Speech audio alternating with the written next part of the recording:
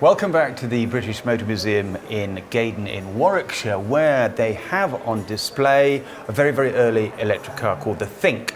Now this came out in 2001 and it had a battery range of 55 miles to one charge.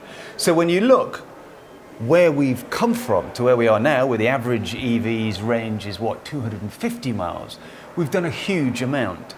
But the thing that hasn't progressed so fast is infrastructure, and that needs to be much faster and much more kind of enjoyable to engage consumers.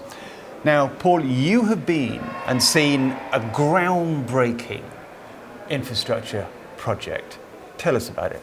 Well, Vital EV have been lucky enough to work with a company called BEV, a Manchester-based company covering the nation in these really great consumer experience charging centres. People can turn up there and actually enjoy the experience of charging.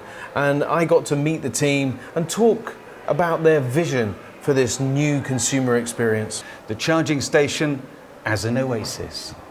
With 72 chargers per 100,000 people, the UK's charging infrastructure is one of the worst in Europe. Norway, for instance, has 292 per 100,000 people.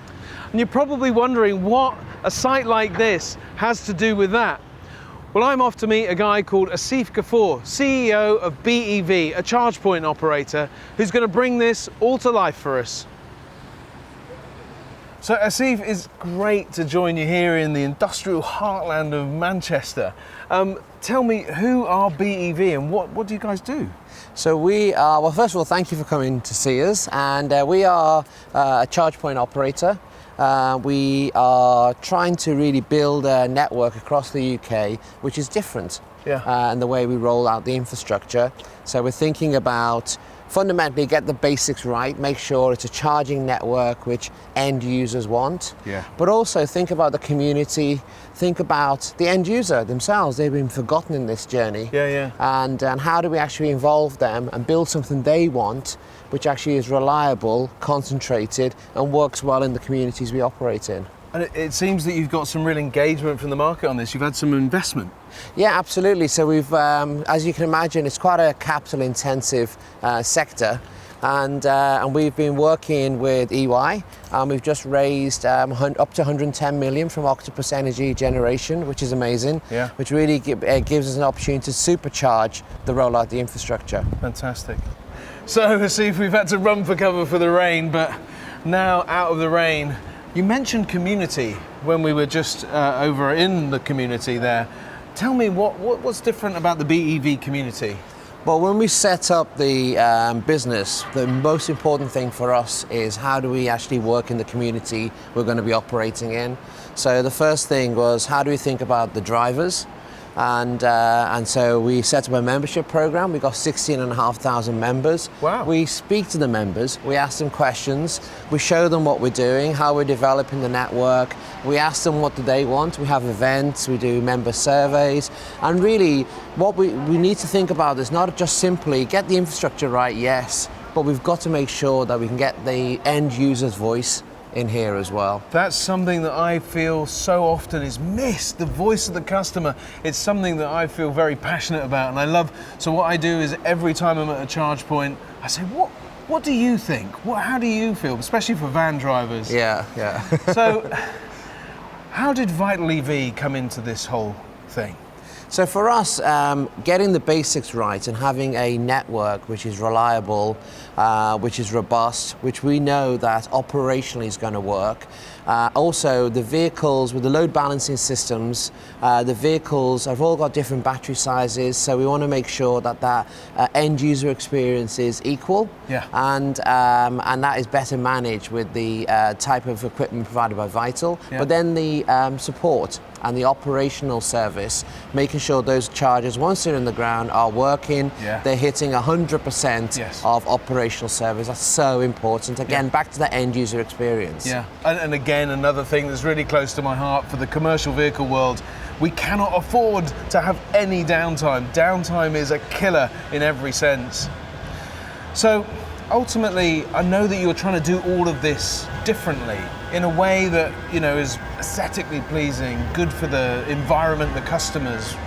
Tell me about that. So when we talk about community, one of the things which we're concerned about is we talk about EV drivers. What about those people who are not driving?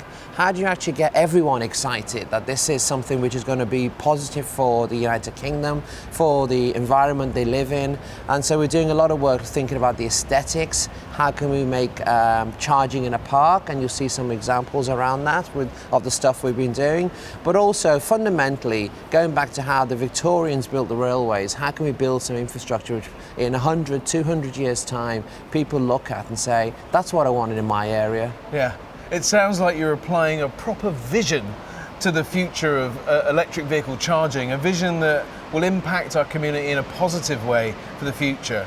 And I've been given a responsibility here, and it is get the charging in, but also really deliver plus more. End user, community are so important to us. Fantastic.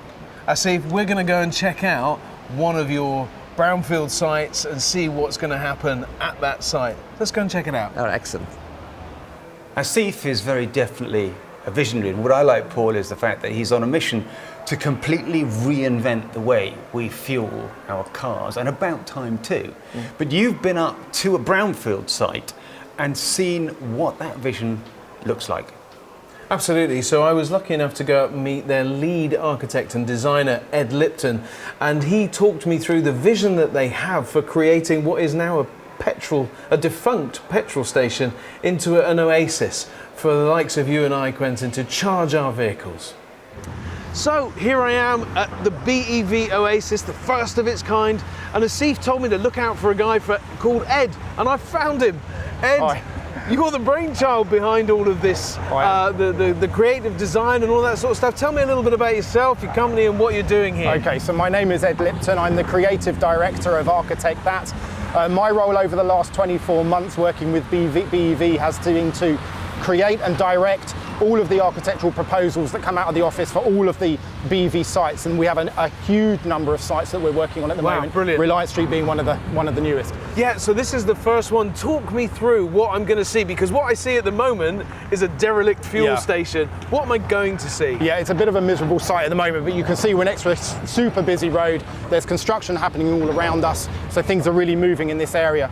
But essentially we've got a single access to the site, which is here, which is going to be a two-way opening with vehicles coming in and vehicles leaving. We have a small roundabout in the middle here, so vehicles coming in will be able to move around that roundabout and then back out, so it's a very, very efficient use of the space for the cars. We've got 16 EV vehicles that are going to be arrayed around that central roundabout, so as vehicles come in, they can either drive in forwards or reverse to get into their spaces. Brilliant. The spaces that we have are premium, so where you have a standard parking space, we've increased that so that there's no clashing of doors with chargers or with columns. In fact, the scheme is pretty much column-less. Everything has been pushed out.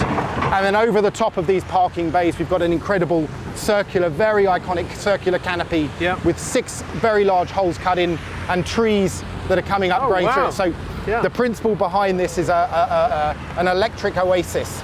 It's BEV's first electric oasis. So what we're trying to do is fuse together the idea of cars, electric vehicles, cars and parks, and we brought that together to create this concept of car park. Beautiful. So all of these sites, all of the sites that we're working on pick up on that same concept. And what are the challenges that you've got with working with a site like this, an old fuel station? Massive challenges. So firstly, the site has been, as you said, is a disused petrol station for the last 15, 20 years or so.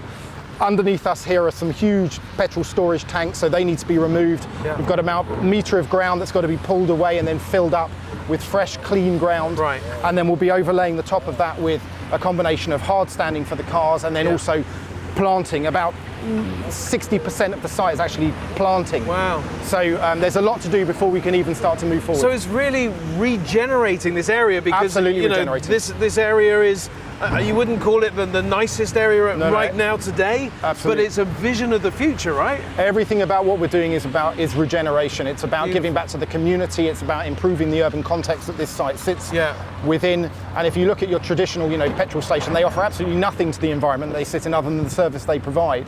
So what we're trying to do with this green oasis is provide something that is good for the community to use, to look at. It provides huge benefits to the surrounding environment, so we're very proud of it. Fantastic. Ed, you know what?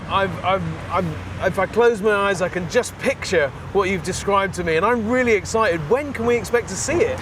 Well, we should be hopefully breaking ground within the next couple of months. Right.